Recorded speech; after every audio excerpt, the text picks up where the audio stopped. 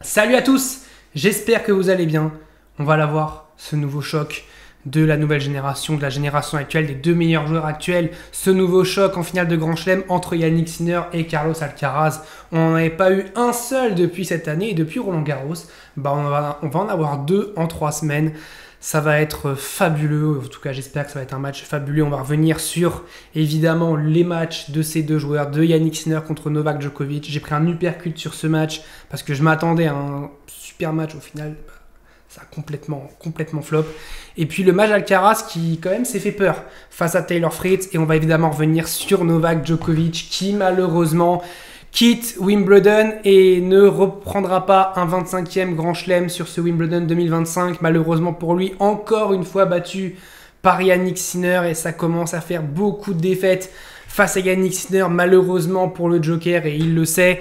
On va débriefer ce match qui a été une boucherie en tout cas pour Yannick Sinner. Il y a des explications évidemment pour ça, notamment un Djokovic qui était diminué, on l'a vu dans ses déplacements, c'était compliqué, mais on a aussi eu un Sinner qui a été d'une efficacité au service, notamment en début de match, il était sur un nuage, il ne ratait rien, et il a fait 1 heure de jeu où c'était de la folie pure.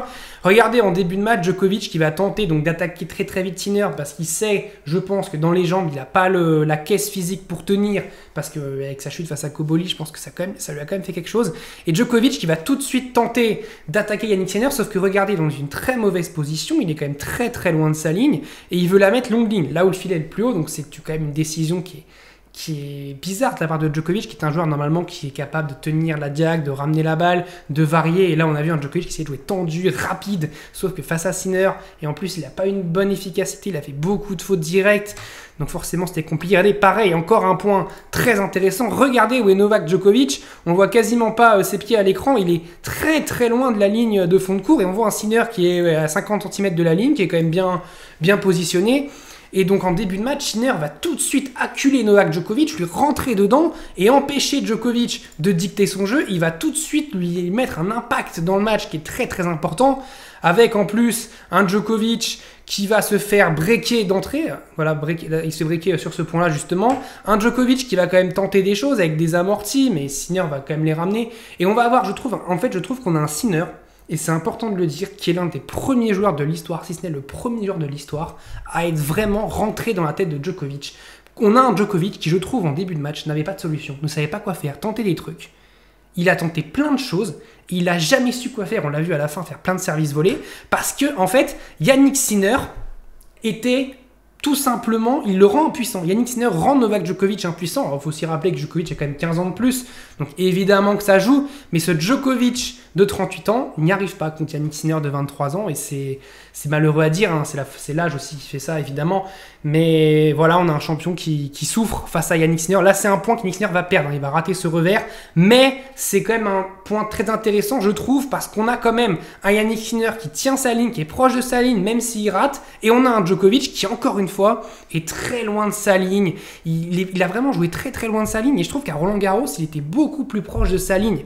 Surtout, voilà, quand on a eu le 2e et le 3e set qui ont été prodigieux, je trouve, deux excellents sets de la part de Djokovic et Yannick Sinner. Je trouve qu'on avait un Djokovic qui rentrait dans Sinner, qui était dans le combat physique. Là, je pense qu'il savait qu'il pouvait pas, je pense, être dans ce combat physique-là. Et il s'est dit, je vais pas faire comme à Roland Garros, sauf que là, il est trop loin. Il peut pas se permettre d'être aussi loin de sa ligne, encore plus sur gazon, qui est une surface compliquée. On a un Djokovic aussi qui va faire beaucoup de fautes en coup droit. Alors, j'ai vu, en plus, il y avait une stat qu'ils ont mis, les notes sur 10 qu'ils mettent avant les demi-finales. C'était lui qui avait le meilleur ratio sur les coups droits. Il a raté plein de coups droits aujourd'hui, et on a un Sinner, là c'est un point que même si Djokovic va être dessus à refaire un lob, il va perdre ce point face à Sinner, il va perdre tous les longs rallyes. Là encore une fois, une faute en coup droit, la balle qui va s'échapper dans le couloir, mais en fait Sinner l'oblige tellement à la perfection qu'il est obligé de forcer. Et peut-être que Djokovic face à Koboli, peut-être qu'il aurait mis la balle dans cette zone là, et que voilà, le point aurait sans doute été gagné, mais face à Sinner, il sait qu'il va reprendre une praline derrière, qui va soit être longue ligne, soit être croisée, et que voilà, il va devoir repartir dans le combat, qui tente une balle et qu'il essaye de la mettre un peu plus proche de la ligne, sauf que la balle, malheureusement, elle va être à côté. Et c'est ce petit détail de jouer à 50 cm plus ou moins proche de la ligne, et face à Sinner, il sait qu'il est obligé de jouer 50, vraiment très proche de la ligne, et malheureusement aujourd'hui ça n'a pas fonctionné. Clairement c'était catastrophique. Regardez là, il est en arrière sur cette balle de 7, et Sinner qui prend ce premier set, 33 minutes de jeu, Là, dans ma tête, je me dis, waouh, waouh. Et voilà, c'est cette là que je vais vous montrer. Novak Djokovic, qui était, je crois, à 8,5 en coup droit avant les demi-finales. 5,6 de notes. Et surtout, Sinner, 9,7. Alors oui, c'est des calculs qui sont faits, mais quand même 5,6, 9,7. Voilà, il y a quand même une énorme différence. Et franchement, ça a coûté très cher à Djokovic, ce coup droit. Et on voit un Sinner qui continue à rentrer dans Djokovic, qui l'accule de coups. Là, c'est encore un long rallye. Et Djokovic, regardez où il est. Il recule. Et en fait, il n'était pas dans le combat, il était dans la soumission là par rapport. Il a subi les frappes de Yannick Sinner, qui en plus, à ce moment-là, franchement, les 2 premiers sets, il a tout mis dedans. Il y a eu très peu de fautes de Yannick Sinner. On a l'impression que c'était une machine de guerre. Là, pareil. Regardez, il est assez loin de sa ligne. Il va te mettre un revers long de ligne gagnant.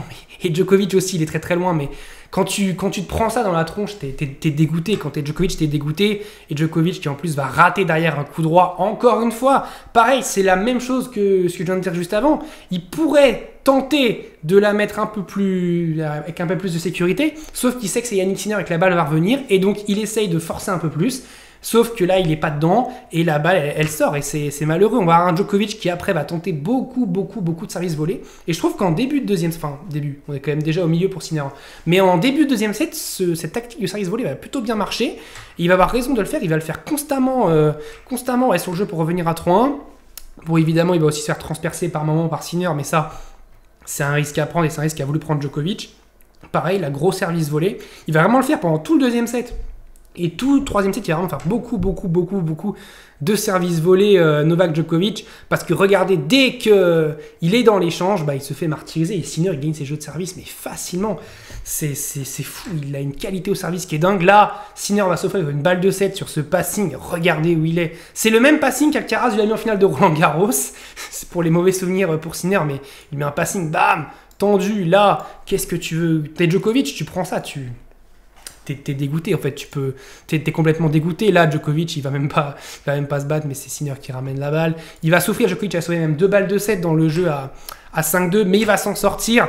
Sauf que là, 5-3, 0-15, on se dit, peut-être. Et là, regardez, il est complètement déséquilibré sur ce revers qui va mal. Il tente en fait le contre-pied, qui est, on sait, un peu le point faible de Sinner, qui a du mal sur les contre-pieds. C'est très dur aussi, encore plus sur gazon.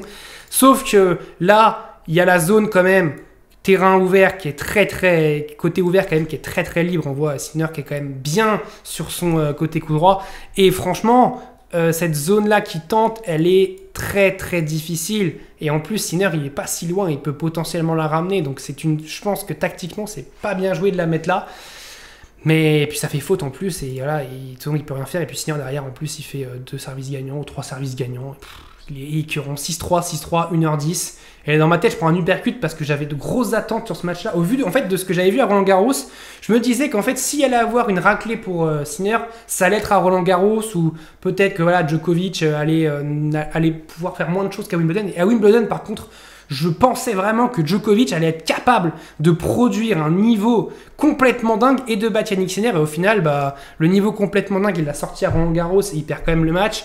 Et là, malheureusement, il n'était pas dedans. Et on voit en plus, il fait manipuler l'adducteur. Donc là, et on voit clairement que les déplacements, c'était compliqué. Et en plus, ses déplacements étaient compliqués. Et quand il attaquait, ça rentrait pas. Donc c'était très compliqué. Sauf qu'on va avoir un petit moment de répit, un petit moment d'espoir peut-être pour qu'on ait un match. Yannick Sinner va commencer à faire des fautes. Oui, ce n'est pas une blague. Yannick Sinner va commencer à faire des fautes. Faute de filet sur ce revers. Coup droit boisé qui termine dans la lune. Ça fait balle de break, première balle de break pour Djokovic. D'ailleurs, c'est la première fois que je trouve que Djokovic mettait 2 points sur le jeu service de Sinner. Je suis pas sûr, mais je crois. Et derrière, faute en coup droit de Sinner, Djokovic, sur 3 fautes directes, prend le break et on se dit, s'il arrive à le tenir et tout, est-ce que ça peut... Il peut se passer quelque chose, il gagne son jeu facilement derrière. Ensuite, on va avoir une nouvelle faute.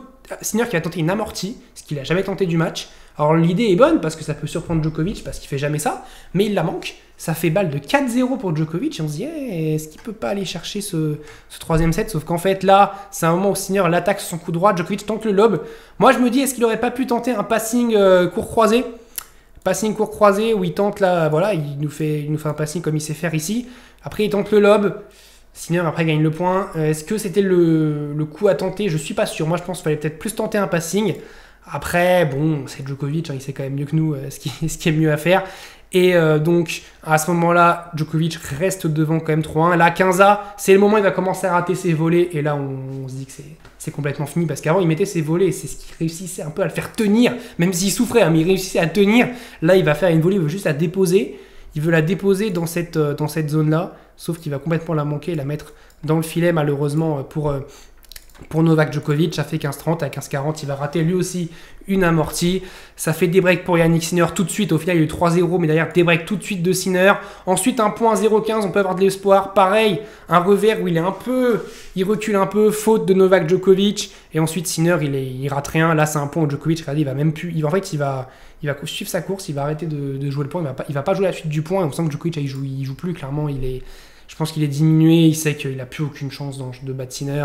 Là, 15-30, il va rater cette volée. 15-40, il rate encore les volées. En fait, les volées qu'il mettait dans le deuxième set, dans le début de troisième, qu'il tenait, qui restait un petit peu à flot, même s'il était quasiment en train de se noyer. Là, les volées, elles l'ont complètement trahi dans le troisième set. Et ça a complètement fait tuer le match, hein, même si je pense que le match aurait quand même été mort là-dessus. Il y a Djokovic qui va même plus bouger. Sinner qui gagne le point, Djokovic, il court même plus. Ça fait 5-3. À 5-3, il a quand même sauvé 2 balles de match. J'ai l'impression quand même que Djokovic, il voulait se débarrasser un petit peu des points, il servait très vite. Je me suis dit, il va se débarrasser, il va perdre 6-3 et voilà, il va balancer ce dernier jeu. Sauf qu'en fait, il a fait 2 aces sur les balles de match et en fait, j'ai l'impression que son bras, il voulait pas perdre. Ses jambes voulaient perdre, mais son bras voulait pas perdre. Et il va faire une super volée, service slicé, volée là. Magnifique, franchement magnifique de la part de Djokovic, son dernier très beau point du match. Il va ensuite revenir à 5-4 et malheureusement, Novak Djokovic, jeu tranquille derrière de Yannick Sinner. Novak Djokovic, malheureusement, ne gagnera pas Wimbledon, ne gagnera pas de Grand Chelem. Il arrivera à l'US Open en n'ayant pas gagné de Grand Chelem depuis 2 ans, depuis l'US Open 2023, de ne pas avoir fait de finale de Grand Chelem depuis Wimbledon 2024. Et surtout, ça se complique parce que face à Sinner, face à Alcaraz, j'ai envie de voir, parce qu'on a tout vu face à Sinner, mais face à Sinner, c'est quand même très très très compliqué. Sinner, il a la clé contre Djokovic. Il a maintenant, je pense qu'il a posé une tente dans la tête de Novak Djokovic. Il est clairement rentré dans la tête du Serbe. C'est très compliqué pour Djokovic face à Sinner. Et on le voit, le match-up, il est catastrophique pour lui parce que Sinner fait tout très bien. Il sert très bien, il relance très bien Novak Djokovic. Et Novak Djokovic n'a pas n'a plus la caisse physique pour faire durer le match, je pense, parce que la clé serait de faire durer le match, faire comme Alcaraz il a fait à Roland-Garros, varier, faire durer, que le match dure, que les jeux durent, que le match se complique, arriver dans un match à 4h30, 5h, sauf que pour arriver dans un match à 4h30, 5h, il faut réussir à tenir, il faut réussir à ramener ces coups de butoir de Sinner qui t'envoie des parpaings pendant des heures. Là, le match, il a duré, à peine 2 heures, quoi. Qu'est-ce que tu veux faire? Il fallait qu'il tienne encore 2 heures de plus. Et c'est complètement dingue. Et se dire, c'est complètement dingue. Ce qui est complètement dingue aussi, pour rendre hommage à Novak Djokovic, c'est de se dire qu'aujourd'hui, c'est quand même le 3e meilleur joueur du monde en ayant 38 ans. Et ça aussi, c'est quelque chose qu'il ne faut pas banaliser. Mais aujourd'hui, Sinner et Alcaraz sont les patrons sur le circuit. Quoi qu'on dise, ce sont les patrons. Et voilà, la finale, elle est clairement logique en soi, et ça aurait été une anomalie, ça aurait été exceptionnel, historique, légendaire que Novak Djokovic aille en finale, mais ça aurait été une anomalie, mais ça aurait été une dinguerie, mais voilà, c'est complètement fou ce que fait Djokovic encore à 38 ans. Malheureusement, face à Sinner, ça ne passe plus et ça commence à devenir très très compliqué. Et plus les matchs vont passer, en plus Sinner rentre dans sa tête. Au début, voilà, il a posé un petit tapis de sol, un petit pique-nique dans la tête de Djokovic. Maintenant, il a une tente, il va avoir une maison maintenant, et puis voilà, il va carrément être dans la tête de Novak Djokovic.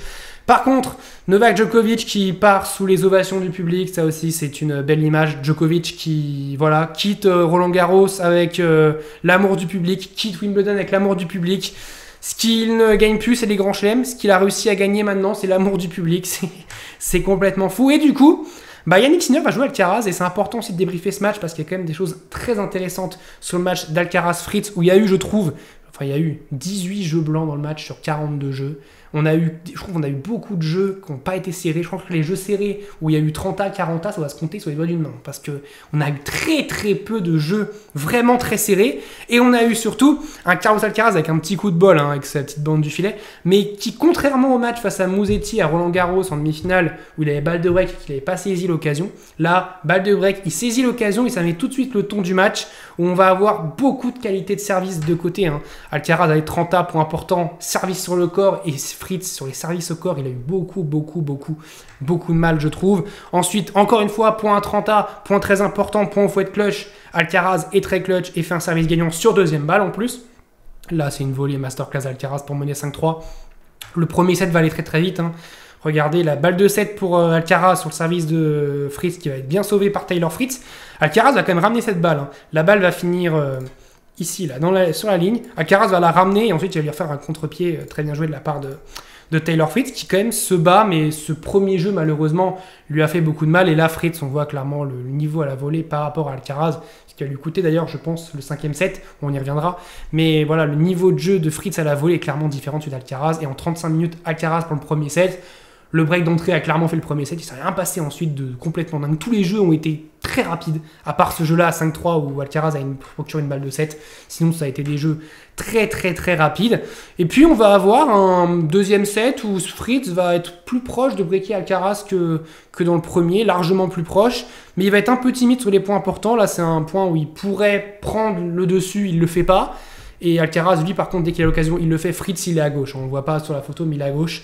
Et Alcaraz a terminé pour empêcher Fritz d'avoir une balle de 7. Et là, c'est un point pareil, une balle de break, pardon, un point pour aller au filet. La balle arrive sur lui, il ne se dégage pas de la balle. En fait, il la prend comme ça et la balle sort dans le couloir. Et Alcaraz s'en sort. On va avoir voilà, un moment important aussi, là où Alcaraz quand même est un peu en difficulté, mais où Fritz va se procurer une balle de break. Ouais, c'est le passing. Oui, c'est le passing de Fritz qui finit comme ça, où Alcaraz il se jette, il n'arrive pas à la ramener.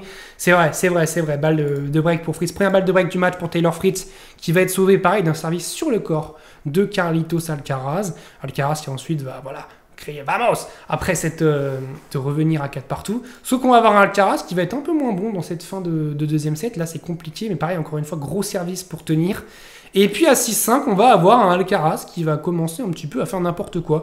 On va avoir là un super retour de Taylor Fritz pour être à 0-30, pour mettre la pression à Carlos Alcaraz. Et c'est ce qui va se passer. Alcaraz va faire une double faute derrière. 3 balles de 7. Faute directe d'Alcaraz. Jeu cataclysmique d'Alcaraz. Et le jeu à 5 partout. J'ai pas mis d'image, mais il y aura 3 fautes sur deuxième balle de Taylor Fritz. Il fait 3 fautes en retour sur deuxième balle de Fritz. Donc, ouais, quand même, on a quand même un Alcaraz qui fait un très mauvais fin de deuxième set. Et du coup, un très mauvais deuxième set parce que ça lui coûte le 7. Donc, voilà. Et puis, on va avoir un Alcaraz qui va se mettre à accélérer. Là, il va faire un super retour pour ensuite allumer Fritz côté ouvert. On sent que voilà, ça l'a piqué un petit peu ce deuxième set perdu. Amorti lob, masterclass d'Alcaraz qui fait le petit lob qui termine là, hop, et Fritz ne peut pas la ramener, ça fait break pour Carlos Alcaraz. Alcaraz qui va tenir ce break, les jeux vont être tranquilles aussi là dans ce troisième set, il ne va pas se passer grand chose et Alcaraz va breaker Fritz en plus pour servir en premier dans le quatrième set, bel avantage de la part d'Alcaraz. Là, ça va être aussi un point important où Alcaraz peut se faire breaker. On voit dans le petit jeu Fritz qui va manquer cette remise. Contrairement à Alcaraz qui, lui, dans ce petit jeu, a été excellent. Là où Fritz a été moins bon. Et je pense que le match, il se joue un peu là. C'est dans la qualité au service. Les deux ont été, je pense, kiff-kiff. Fritz peut regretter son tout premier jeu où il l'a mal joué. Mais à part ça, il a été très bon, très solide au service. Et c'est vraiment dans le petit jeu où Fritz s'est fait bouffer par Carlos Alcaraz. Et on va voir Fritz là sur un point où il y a un retour neutre d'Alcaraz. Il va boiser la balle et l'envoyer faute. Et ça va faire balle de break pour Carlos Alcaraz. C'est un très mauvais moment pour Taylor Fritz à ce moment-là, qui peut à ce moment-là être complètement mis en danger. Un 4-2, ça risque à suivre pour mener 5-2 pour être à un jeu de gagner le match. Là, c'est un danger énorme pour Fritz. Taylor Fritz qui ensuite va avoir le courage, le cran de faire une volée liftée de coup droit, qui a un coup pas facile, alors qu'il vient de rater 2 balles juste avant.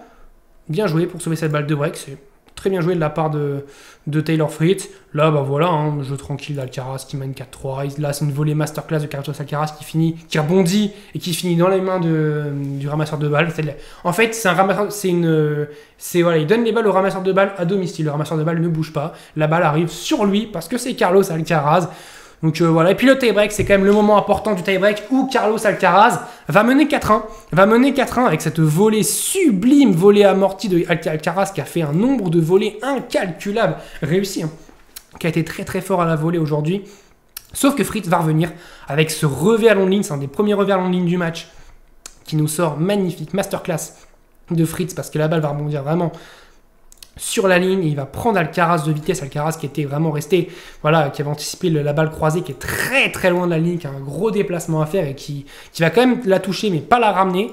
4 partout, Fritz qui refait son mini break de retard, qui revient à 4 partout et surtout Fritz qui va passer devant sur, sur un excellent retour. Et ensuite, regardez où il a fait reculer Carlos Alcaraz.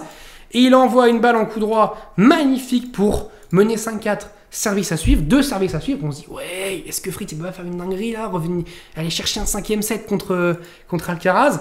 Balle de 7. Et là, petit regret, peut-être il est quand même, on voit dans le cours, il tente le revers croisé, la balle va être par là, ce qui est un peu neutre parce qu'après Alcaraz va l'attaquer, il va la remettre dans cette zone-là, il va provoquer la faute, après va avancer, va tuer Fritz. Mais en fait, ce qui est dingue, c'est qu'en fait, cette balle, elle n'est pas assez croisée, je pense. Elle n'est pas assez croisée. Il n'a pas osé tenter le long ligne comme il a fait 2 points précédemment. Il n'a pas osé le tenter. Et il n'a pas non plus osé vraiment la croiser, mais bien la croiser, parce que là, elle est clairement quasiment au centre, la balle de Taylor Fritz. Et je pense que voilà, ça joue sur des détails. Donc évidemment, je juge les détails. C'est peut-être 50 cm qui font la différence, mais c'est très très important dans le tennis. Et Alcaraz ensuite va faire cette petite volée amortie aussi. Il faut quand même la mettre à ce moment-là, il faut avoir le cran de la mettre. Carlos Alcaraz qui a eu le cran de la mettre. Et à 6-5, pareil, un coup droit où il est quand même dedans. Il est clairement dans le cours. Il peut un peu plus la claquer, il la remet au centre. Et malheureusement, il va faire d'ailleurs une faute en coup droit sur le coup droit d'après. Où là, par contre, il recule, il est en déséquilibre. Compliqué pour Taylor Fritz qui se fait remonter à 6-6 à ce moment-là. Où il y a eu 2 micro-occasions, il y a peut-être 2 micro-regrets. Et là, c'est un moment très important, je l'ai dit, le filet qui pour moi a joué clairement sur le match où Alcaraz a été excellent au filet et Taylor Fritz qui a été pas fou. Parce que là, cette balle, il va tenter une demi-volée qui va être dans le filet et ça va faire balle de match cette fois-ci pour Carlos Alcaraz. Et Carlos Alcaraz, lui, par contre, il est quand même beaucoup plus loin que Taylor Fritz. Taylor Fritz, sur son revers, quand même, c'est quand même la même chose. Le revers de Taylor Fritz, il l'a joué ici. Alcaraz, il le joue ici, sauf qu'Alcaraz, il le joue longue ligne. Et la balle, elle termine là. Et il gagne le match là-dessus. Alors que quand on regarde 2 points précédemment, Taylor Fritz, il était ici. Il aurait pu tenter le long ligne, il ne le fait pas. Et Alcaraz, qui est là, tente le long ligne, il le réussit. Et c'est ça, la marque des très très grands et la marque qui change un petit peu entre Alcaraz et Fritz, c'est qu'Alcaraz, dans ce moment-là, il a eu le cran d'y aller. Là où Fritz, il a un tout petit peu hésité, même une microseconde. C'est une microseconde de trop. Et ça fait malheureusement pour Fritz le match. Et ça empêche Fritz de pousser Alcaraz dans un 5e set. Mais il est quand même pas loin, Taylor Fritz sur gazon, mine de rien, il est quand même pas très loin. Et Alcaraz, je pense qu'il s'est fait peur, mais il s'en sort bien. Il s'en sort vraiment très très bien. Et il sera au rendez-vous de la finale face à Jannik Sinner. Et j'espère qu'on va avoir un match comme à Roland-Garros. Alors, ce qu'on a eu à Roland-Garros, je pense que c'est quand même unique. On n'aura pas à chaque fois entre les deux un match où l'un des deux a balle de match, que l'autre sauve les balles de match et gagne le match. Mais je pense qu'on peut quand même avoir un super match parce que c'est un match-up entre les deux qui fonctionne bien. Et je pense qu'Alcaraz, lui, il va pousser Sinner dans ses retranchements. Et je vois Alcaraz quand même remporter, faire le triplé. Ce serait complètement dingue. Et surtout, mentalement, ce match à Roland-Garros, à quel point il peut compter pour Jannik Sinner? C'est une question que je vous pose et que je me pose aussi. Et je pense qu'on est beaucoup de monde à se la poser. Dites-moi vous ce que vous avez pensé de ces demi-finales qui sont clairement pas les demi-finales du siècle. J'ai préféré les demi-finales à Roland-Garros. N'hésitez pas à liker, à commenter, à vous abonner si la vidéo vous a plu. On se retrouve demain pour parler de la finale femme entre Anisimova et Iga Swiatek. On se retrouvera dimanche pour parler de la finale homme entre Carlos Alcaraz. Ce nouveau choc entre Carlos Alcaraz et Jannik Sinner. Je vous dis salut à tous. Portez-vous bien.